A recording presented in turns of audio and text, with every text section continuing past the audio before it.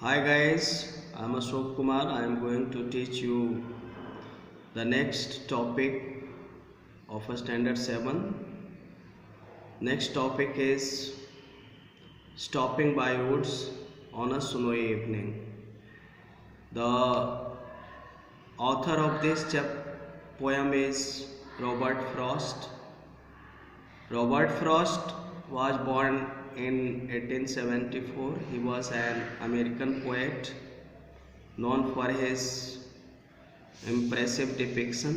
उनका जो डिपिक्शन होता था, उनका जो चित्रण होता था, बहुत ही इम्प्रेसिव होता था।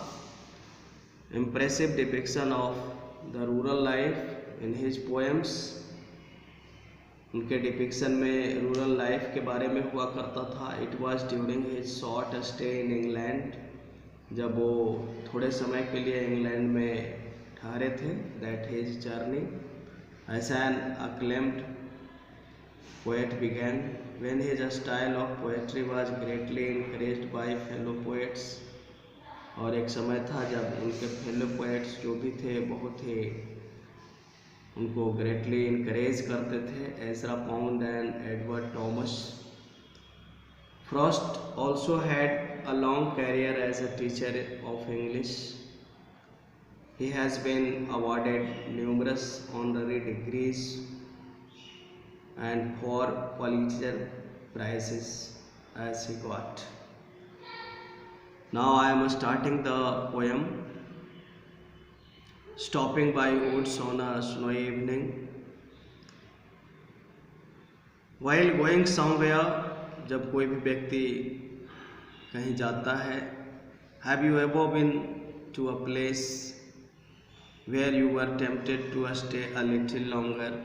तो कहीं कोई ऐसा भी जगह मिलता है जो बड़ा ही अट्रैक्टिव होता है और लोग जो है उसको रुक करके ठहर करके थोड़ी देर के लिए उसका ऑब्जर्वेशन करते हैं।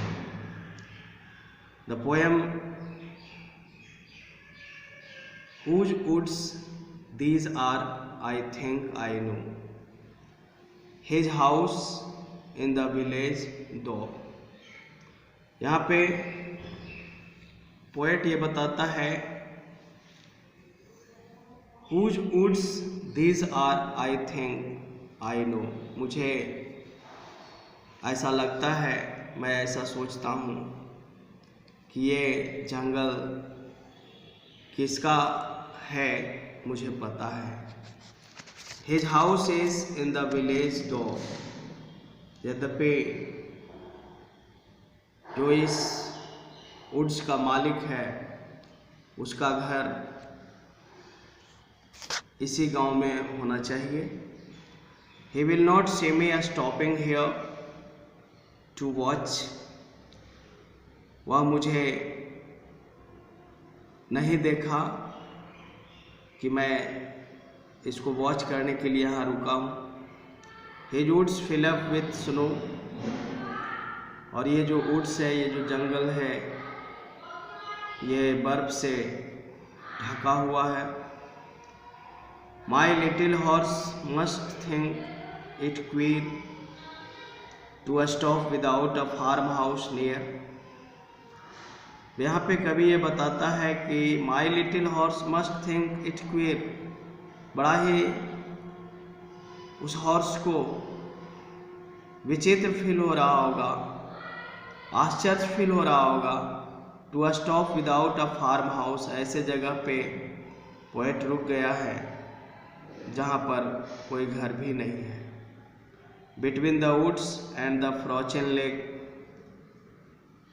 और ऐसा जगह है जहाँ पे जंगल है, फ्रोजन लेक है, मतलब बर्फ जमा हुआ लेक है। The darkest evening of the year, और ये ईयर का सबसे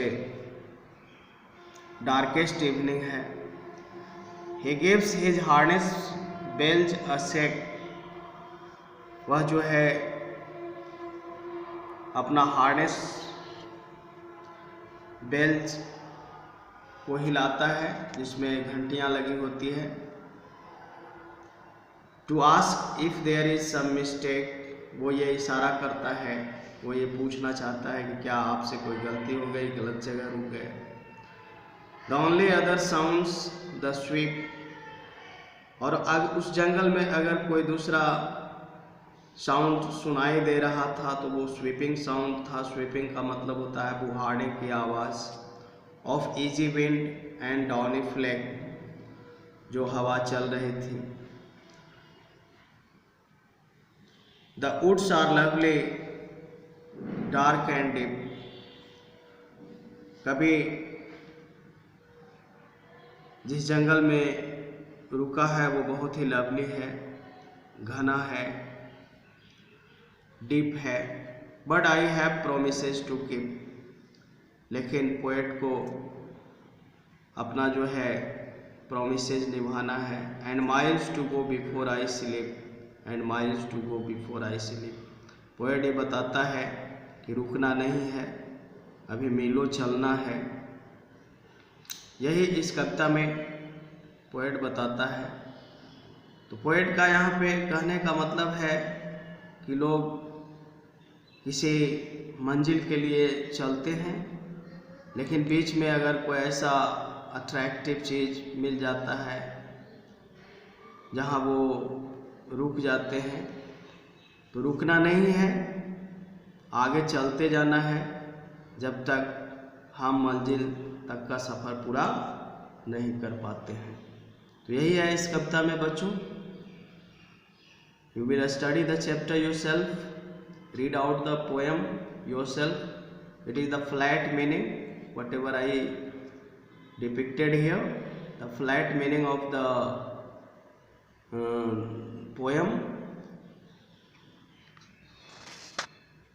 Now the chapter is over. Thank you so much.